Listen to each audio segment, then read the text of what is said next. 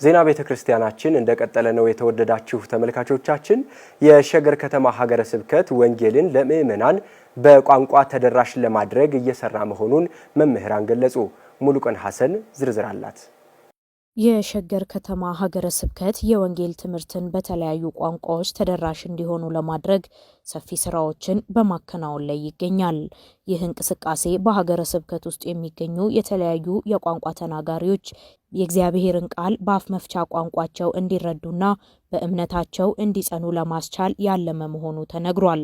ሀገረ ስብከቱ በተለያዩ አብያተ ክርስቲያናት ውስጥ በቋንቋ አገልግሎቶች እንዲጀመሩ በስፋት ተደራሽ እንዲሆን ዝግጅት ላይ ያለ ሲሆን በብዙ ቋንቋዎች ማገልገል የሚችሉ ሰባኪያነ ወንጌልና አገልጋዮችን ለማፍራት ትኩረት ሰጥቶ እየሰራ ይገኛል።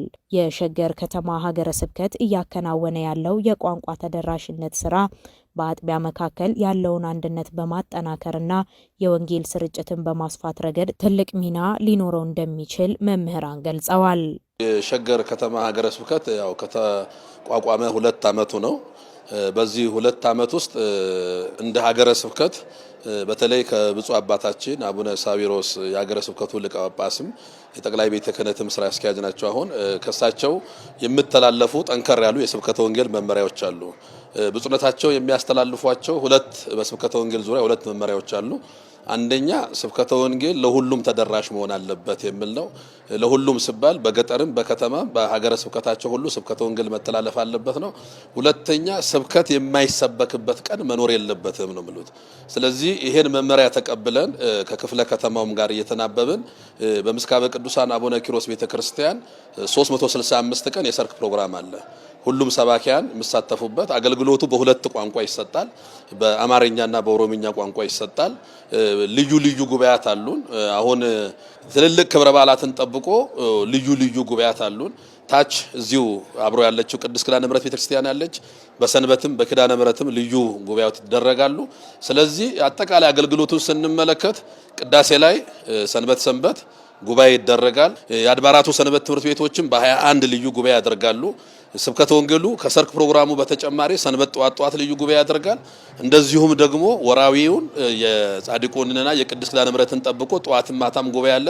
በአመት ውስጥ ደግሞ ክብረ በዓላትን አታኮ ትልልቅ ጉባኤያት አሉ። እንደዚሁ በአመት አንዴ ብፁዕነታቸው የሚታወቁበት ትልቅ ጉባኤ አለ። ወጣትነት ለቤተ ክርስቲያን የሚል ወጣትነት ለቤተ ክርስቲያንን በአመት አንድ ጊዜ በዚህ ክፍለ ከተማ የአባ ኪሮስ ቤተክርስቲያን ያደርጋል።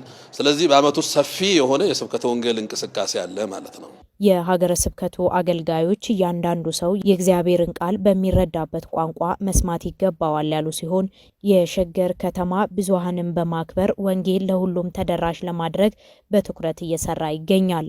በመሆኑም በሀገረ ስብከት ውስጥ የሚገኙ ምእመናን በእምነታቸው እንዲጸኑ እየሰራ ያለ ሲሆን ይህ በጎ ስራ በፍጥነት እየተከናወነ የሚገኘው የሸገር ሀገረ ስብከት ከተቋቋመ ጊዜ ጀምሮ እንደሆነ የሸገር ሀገረ ስብከት የምስካበ ቅዱሳን አቡነ ኪሮስና የሆተ ገነት ቅድስት ኪዳነ ምሕረት ቤተክርስቲያን የስብከተ ወንጌል ክፍል ኃላፊ መጋቤ ሰናያት መምህር አብይ መኮንን ገልጸዋል። እንግዲህ ብፁዕ አባታችን አቡነ ሳዊሮስ እጅግ ከሚታወቁበት ነገር ቅድም አንዱን አንስቼልሻለሁ። አንዱ ተደራሽነት ቋንቋ ነው። ቦታ ገጠር ድረስ ሂዱ ነው። ሁለተኛ ደግሞ ቋንቋን ማዕከል ያደረገ ነው።